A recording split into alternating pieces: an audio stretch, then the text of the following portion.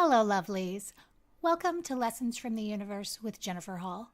I look forward to sharing my channeled message with you today, and if you love it, please like, share, review, and subscribe.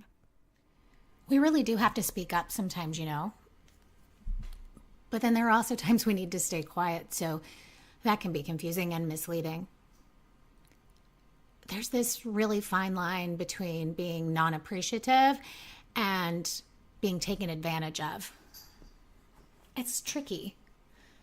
When someone's helping us out of the kindness of their heart, we should just have gratitude because it's more than we ever had before. But what happens when that person doesn't do what they told you that they would do, what you counted on them for?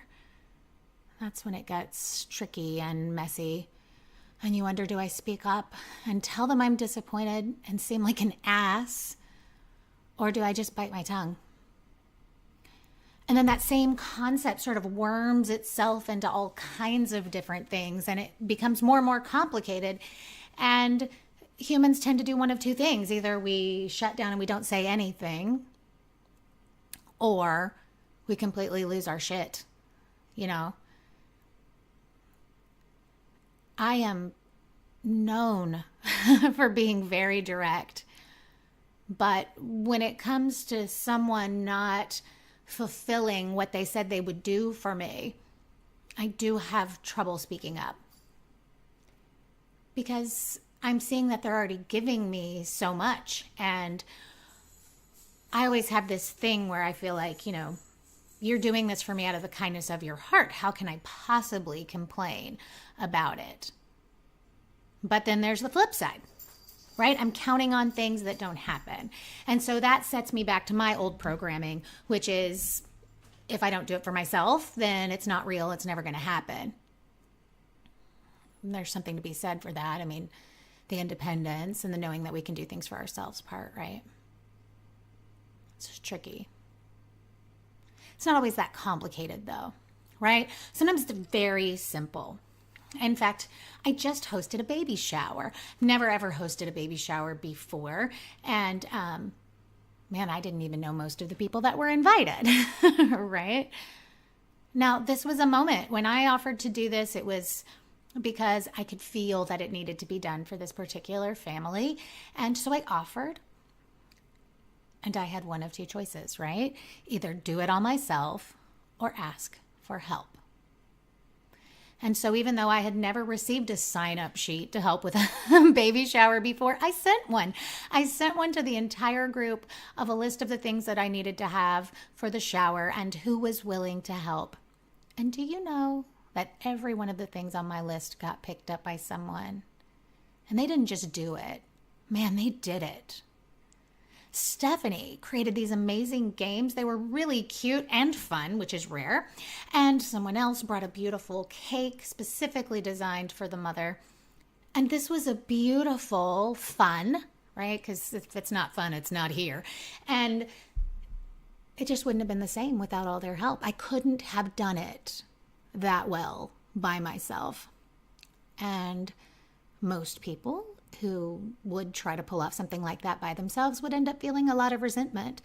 Instead, I feel excited, right? Like all these people stepped up to help. I'm glad I asked, right? It can be something that simple. Ask for help, right? I was talking to a woman last week, and both she and her husband have lost their mothers recently, within the past year. Their mothers were both of their go-to babysitters. And so these two have spent exactly 0 time together without their children since the loss of their mothers. She's never once asked her best friend to watch her kids. When I brought that up, she looked at me like I was from another planet. She says, I can't believe it didn't even cross my mind to ask her to help. Of course she would help. And of course she'd be upset that I hadn't asked sooner. People want to help. They do. They want to help and they want to be asked. So that takes my mind back to what got me started talking today. What about the people who just offer it to you? What expectations do you have?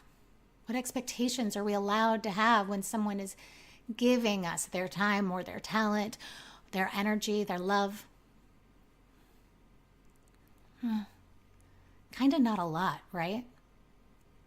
We have to have non-attachment. We have to not be attached to it. We have to look at their intentions. That's an interesting thing too. I had a conversation with one of my husband's buddies at his poker night just this weekend. All right, so I guess this weekend is my inspiration. And he is about my age, a little bit older, had his family very young, so his children are adults.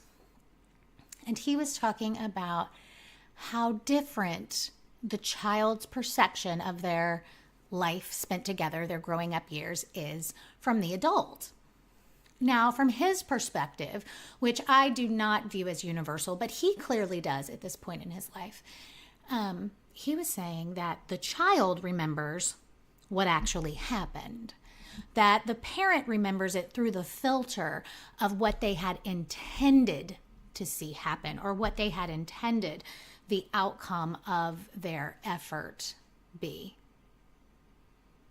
I thought this was very revealing. And it sort of sent me into this catacomb of thoughts about intention and how different each of our perception is of the things that happened. I mean, from his perspective, here he was 19 when he had his first child, growing up together with them and having this completely different experience of them. It's interesting. I appreciate how he was able to selflessly acknowledge that what the kids remembered was what happened. I found that enlightened. But it got me thinking, right? Especially now, especially with all these text messages that we send and how we communicate without hearing each other's voices or anything. And I got to thinking about these messages that we receive and how easy it is to put emotion over them, to put intention over them. Which takes me back to, what about these people who maybe let us down or don't live up to our expectations? The question is, did we actually verbalize our expectations? Did we really talk about it? Or did we just hear the words that they said and took them to mean what we wanted them to mean and said, yes, please, or worse, no, right? Why do we turn down people who offer to help us? That's crazy, right? When somebody offers to help us, we should say yes. There are no strings attached. I mean, even if the other person is holding strings, we don't have to pick them up. We don't have to tie them around our wrists and our ankles. We don't have to do that. We can look them in the eyes and say, thank you. But what we can't do, I guess, is get upset when they don't live up to our expectations. I mean, even when we verbalize them, right? I mean, it's our fault if we tell somebody what we need. If you tell your spouse what you need and they make zero effort to give it to you, that's their fault, right? But if you never told them, that's your fault, right? If you never once said, I need ... right? Then it's your fault. And that's a weird thing that shifts in relationships when you take possession of that. I remember years ago, my husband saying, why would you tell me that? Why wouldn't you just give me the opportunity to give that to you, to do that for you? And I said, well, because I need it. I want that so badly that if I don't tell you and I don't get it, I will be heartbroken. And I'll have no one to blame but myself because we didn't have this conversation. And so, that has to be done. It has to be done within our closest relationships, our spouses, even our children. We must state our intention, our expectation, or else we will be hurt. But how do we cross that line with someone who is not living in our home with us, right? Is not our immediate family? How do we be so pushy and so forward? I mean, I'm famous for saying that it never hurts to ask, right? my mentor when I was a teacher, she taught me that, it's easier to beg forgiveness than ask permission. I mean, maybe. I used to really buy into that though, right? I don't know. I think this is a rhetorical question today because it's so malleable and it's so transcendent and it's different depending on the relationship and the circumstances. When are times that it's not okay to not speak up? A doctor, right? And I'm learning too with teachers, like my children's teachers. This is a weird position for me to be because I did teach school for 15 years. But now as this school year comes to an end, I am realizing there were things that I should have said to my children's teacher from the very beginning. Now it's too late. I will never make that mistake again, right? And I have to admit, I had this weird fear that if I pushed her to the edge of her comfort zone, that if I made her uncomfortable, that she might take that out on my children, that she might treat them differently because I had pushed her. I'm not afraid of that anymore. And you shouldn't be either. I mean, I do think teachers are grossly underpaid, and I give them lots and lots of credit. And they are human beings, right? Absolutely human beings, and they should be treated as such, and they're allowed to have a bad day or even a bad year. And I mean, this is a conversation I've had with several parents throughout this school year. But there is a line that gets crossed. And there were conversations that weren't had amongst me and other parents because we thought maybe it was just our kid and it was, I don't know, pride maybe. But now we're all realizing we had the same issues all school year long. That's not okay. We should have talked sooner. It should have come out sooner. We could have fixed it. It could have been fixed, right? And now it's too late. If it's going to get fixed, please, we're all hoping for next year's sake, for children in this class next year, we're hoping that this gets fixed anyway. But why did we not speak up sooner?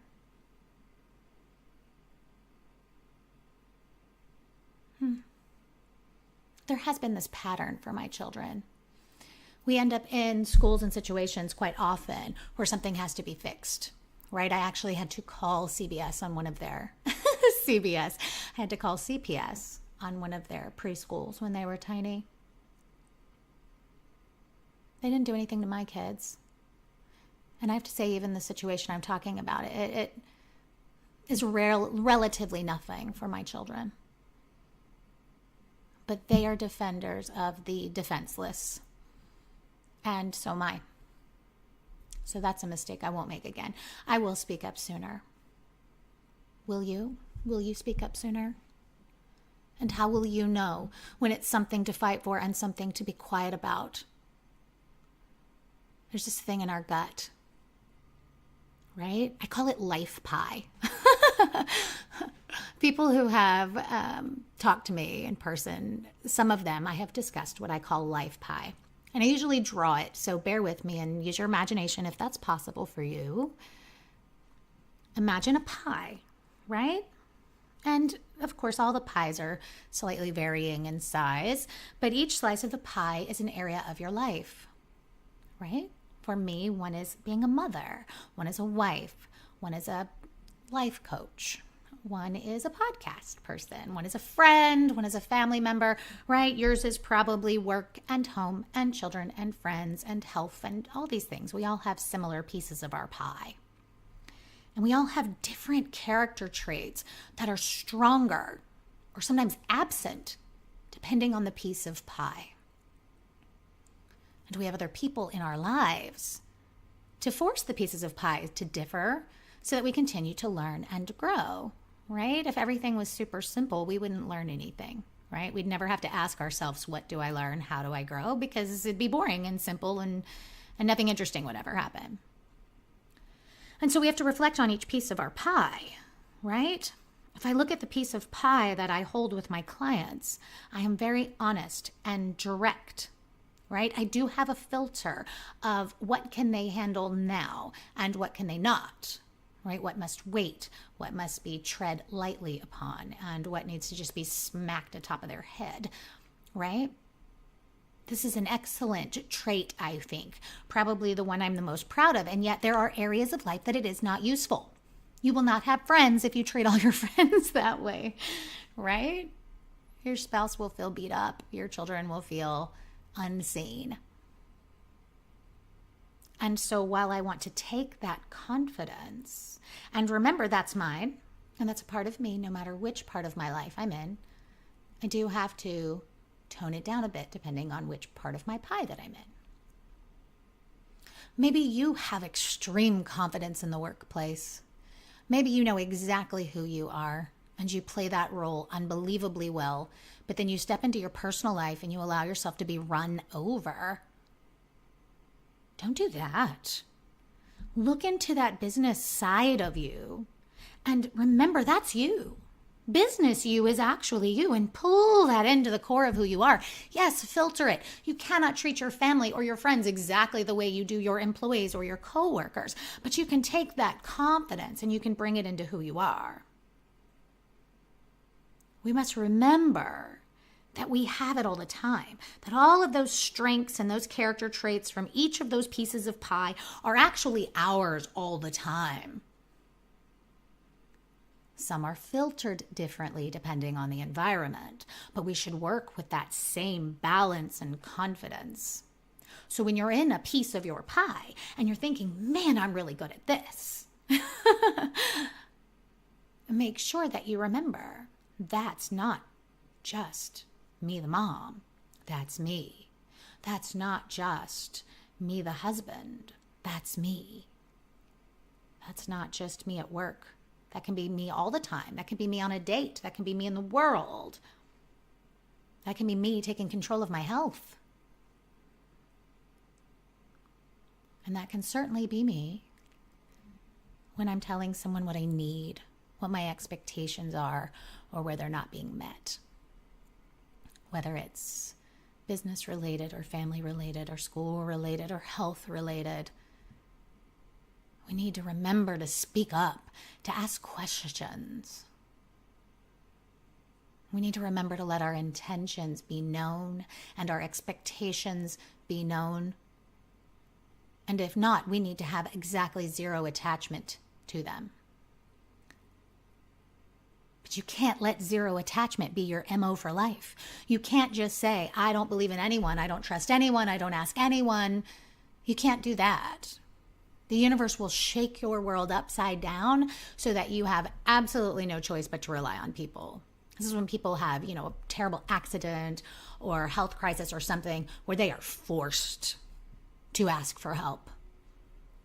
They are forced to speak up and say what they need. Let's not be forced. Let's choose with care. Let's remember that we're all in this together.